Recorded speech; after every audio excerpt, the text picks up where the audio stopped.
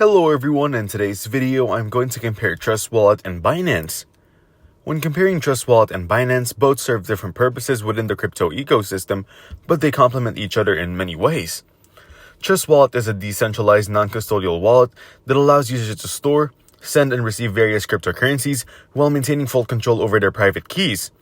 It supports multiple blockchains, offers access to decentralized applications or dApps, and enables staking for passive income. Since it's a non-custodial wallet, users have complete ownership of their assets, making it a secure option for those who prioritize decentralization.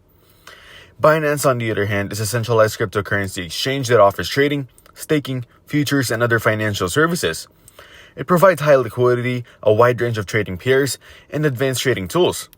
However, since Binance is a custodial platform, users do not directly control their private keys, meaning they rely on the exchange's security measures. In my opinion, if you prioritize security and full control over your crypto assets, Trust Wallet is the better choice. However, if you're looking for active trading, staking, and a broader range of financial services, Binance is the most suitable option. Thanks for watching. Don't forget to like the video and subscribe to our channel.